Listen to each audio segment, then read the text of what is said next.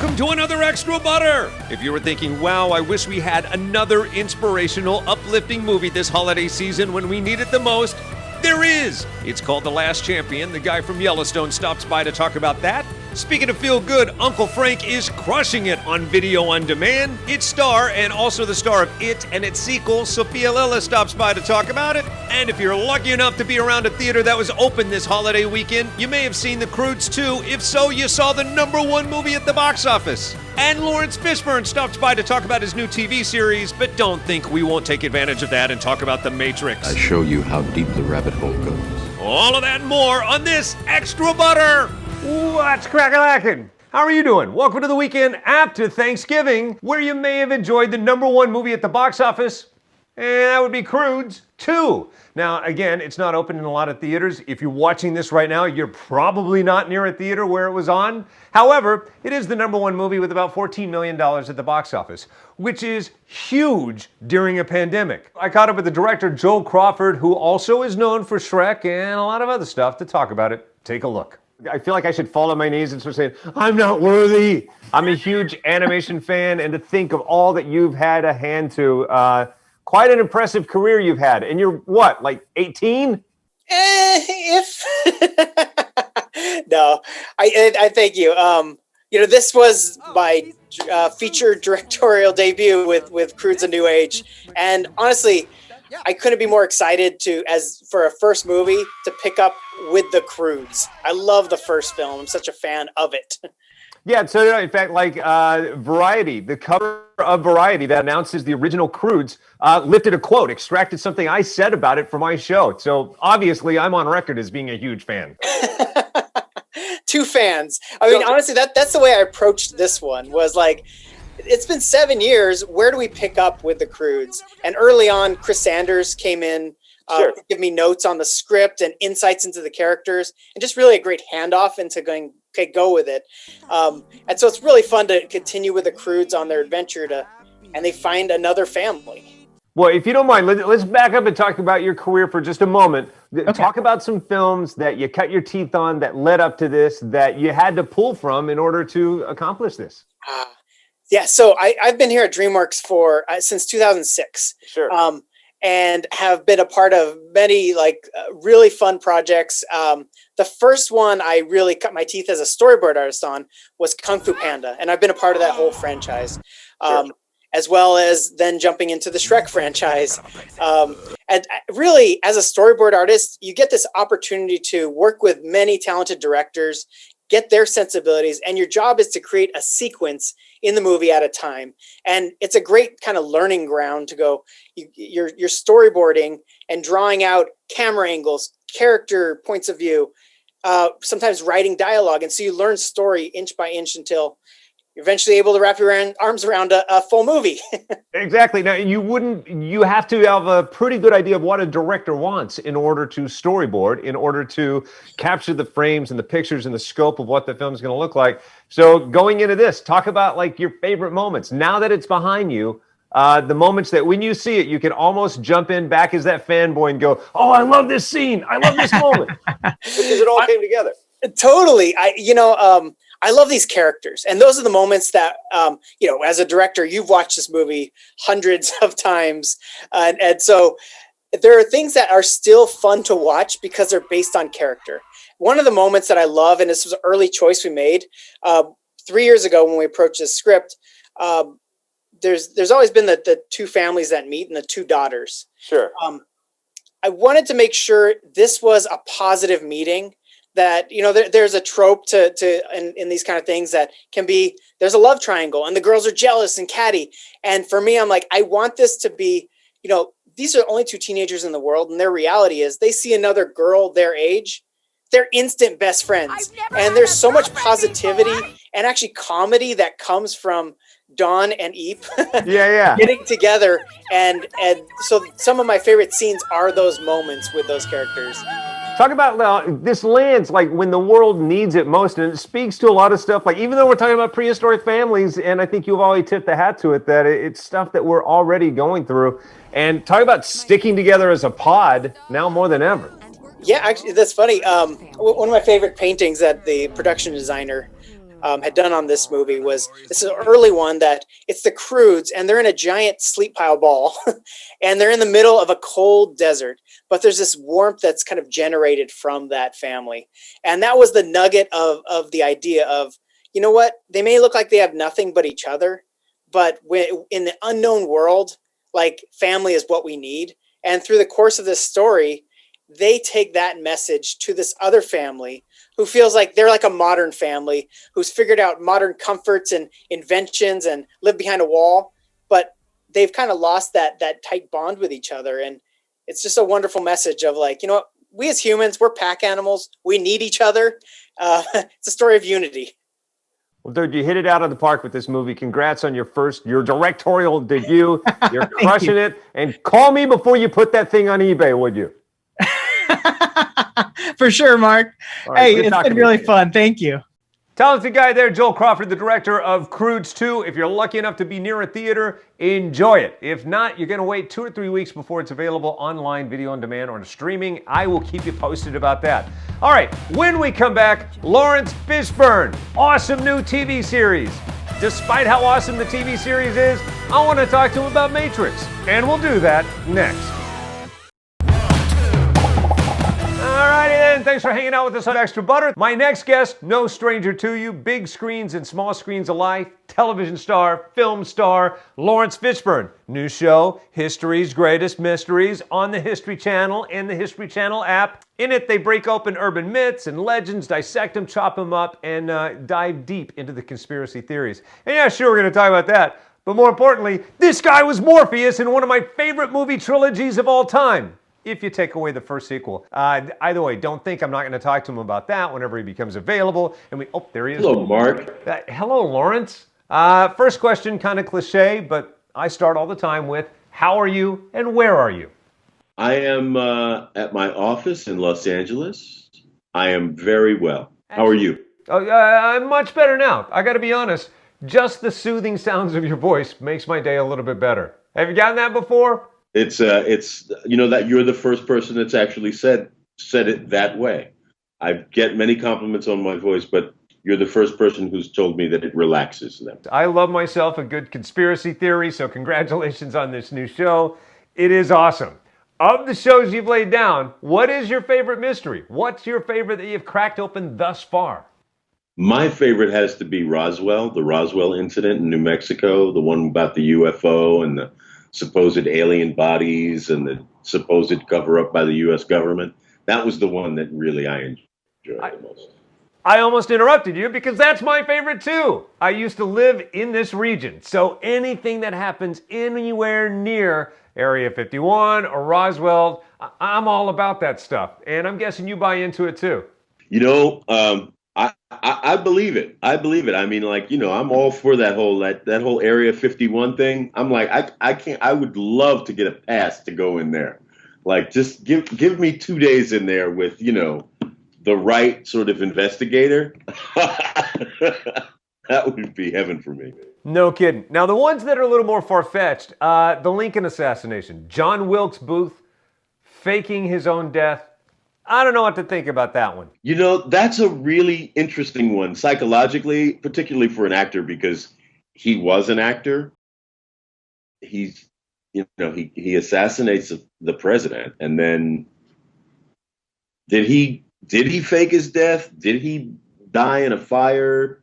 You know, it's all just so, like, you can't make that up. You know what I mean? All right, so it's helping me to segue into something else. I know you're not involved in the Matrix that's being shot right now, that's in production. However, in the Matrix games, your character's been very prevalent, and then recently the developers have your character Morpheus getting shot. Do you ever want to reach out to them and say, guys, you should reconsider the value of Morpheus to this franchise? No, they never asked me about any of that. They were doing what they needed to do, so there you go. Well, tell them they don't know what they're doing if they reach out to you. I said so. All right, about The Matrix. If you look back to that trilogy, what's going to be the day on the set or the moment you remember the most? I assume you have some moments from Matrix 1 that are close to home. Oh, probably, yeah. Yeah, probably. I think it was the last day on the first movie. I had a very, very special ceremony done for me by one of the actors, one from New Zealand. He did a beautiful, traditional goodbye ceremony thing for me. That was really meaningful and powerful. Well, those movies are meaningful to me. I'm glad you're part of that cinema history.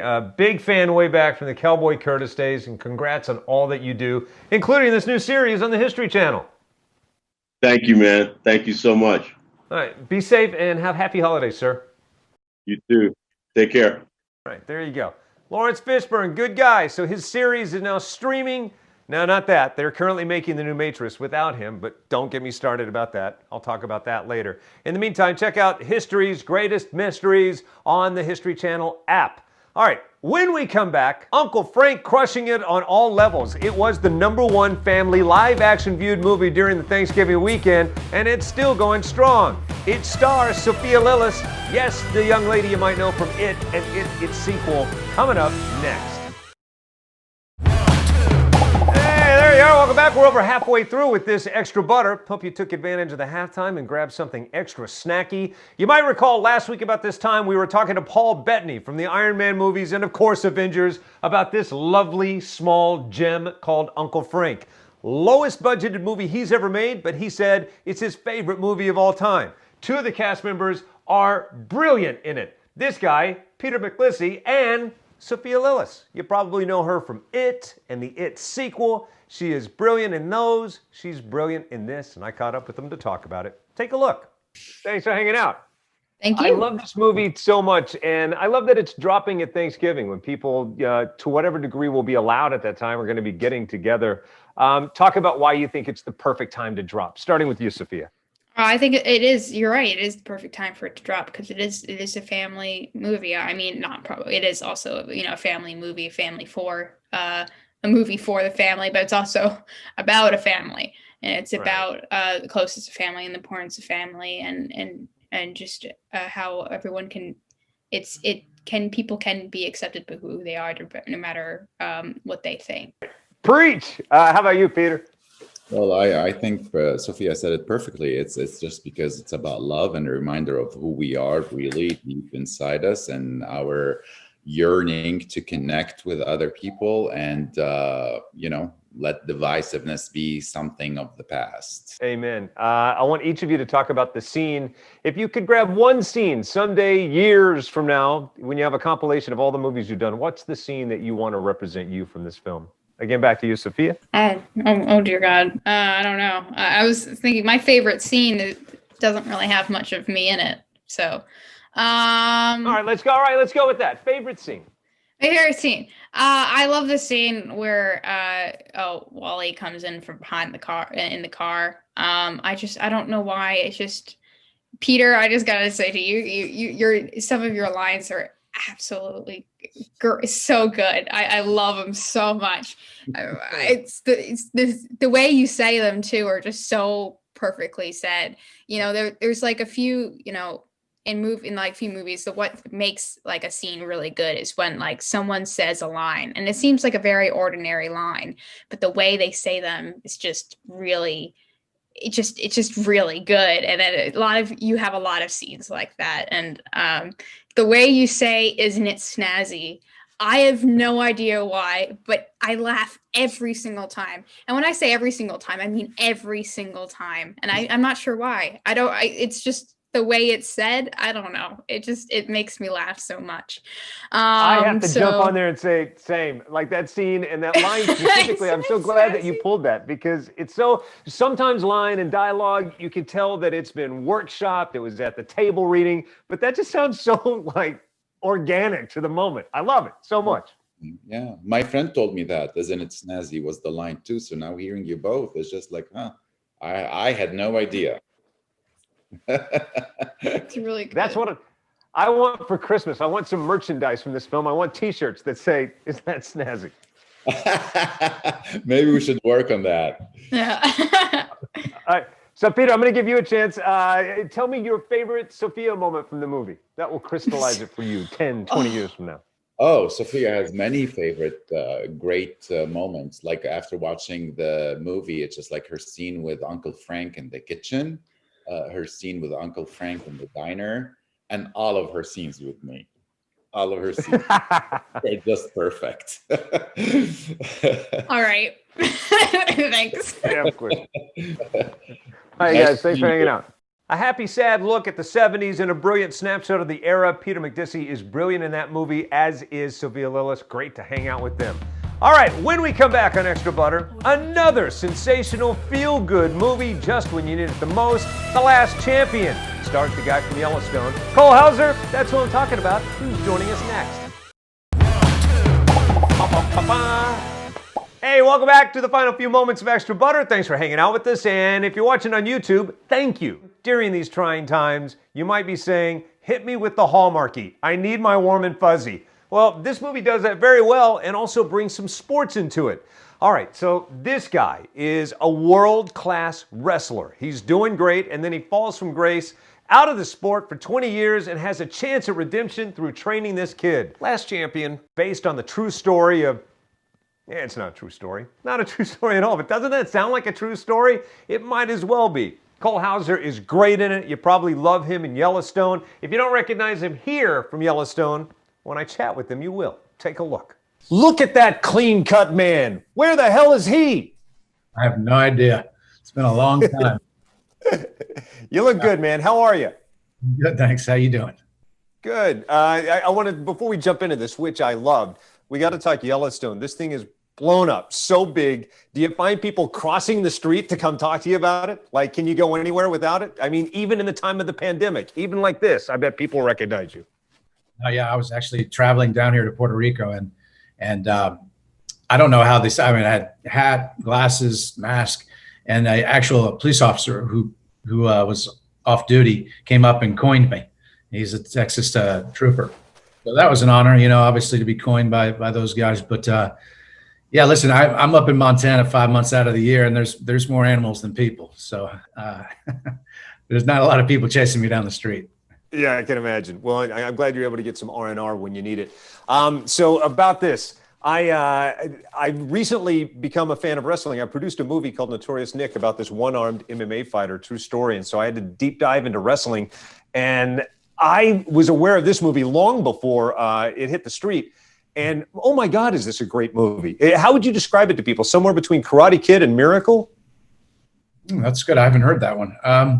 Yeah, I mean, it's kind of special on its own in the sense that it has wrestling in it, and that is the backdrop. And obviously there's some wonderful stuff with me as a coach, as a wrestling coach, but it's really about life and about this guy who fell from grace, and who really kind of, he embarrassed his hometown, he embarrassed his country by cheating on steroids, and didn't disappeared for 20 years and came back only because his mom, had passed away, and he was trying to sell the ranch so that he can continue hiding, and then he has to kind of face the music and run into, his coach. He runs into his girlfriend and his pastor, and ultimately, starts taking the steps of life and rebuilding, his own life, which is a beautiful kind of colorful, character to play. So, John Wright has been nothing but a pleasure, and this film, I'm very proud of it.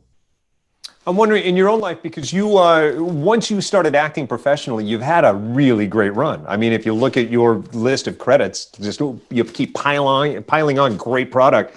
Was there anything you could relate to despite that? Despite your success and smooth career, could you relate to this guy at all? Yeah, I mean, it's funny. I have an interesting story about how I got the role, but I was flying back. I was doing a TV show in Vancouver, actually, called Rogue. And I was flying back, and I read the script, landed in LA, and I called my agent, and I said, I have to meet this director writer. And he goes, you love it? And I go, I absolutely love it. So I went right from the airport, knocked on his door, and said, hey, man. And he goes, hey. And I said, listen, I want to sit down with you and talk, and he's like, okay, come on in. And his wife was there who helped write it. And I just went on to convince him that, hey, there's nobody better than me to play this role. And I didn't read, I didn't do anything. And he asked me a series of questions of why. And I don't know, there was a connection I had with John. and it's nothing that's happened to me in life. It's just I think I just needed to play him as an actor. And I know this sounds cliche. So many people say, you know, this movie or that movie or this show is exactly what the world needs right now. But I've been wanting to say that this whole interview, this is exactly what the world needs right now. Maybe you could pile on. Yeah, listen, I mean, I'm in agreement. I think it's funny, you know, timing is everything. And right now, as we all know, you know, there is a moment here where I think, especially during the holidays, that people need to be uplifted. You know, they need to see something that is redeeming, you know, that has heart, you know. And I think, you know, there's a great quote that Glenn, the director, uses, that heart has no rival, you know, and that's what this story is about. It's about a guy who, you know, comes back from the ashes of death, really, and builds himself back up. And in the end, takes this young, you know, tough, strong kid from across the tracks and shows him not only physically how to become a better wrestler, but also mentally. And I think we all need to see those uplifting stories right now. I need them. You know, I'm certain that the audience does too. Amen. I'm going to go engrave that right now in something. Heart has no rival is brilliant. And this is just what the world needs right now. Thank you so much. Happy holidays to you. Cole Hauser, great guy. I love him in Yellowstone, and he's good in this too. I liked it. I didn't love it. It's a little bit sappy, but I guess right now, what? Don't we need sappy right about now? Why are you looking away in shame? Me or what I said?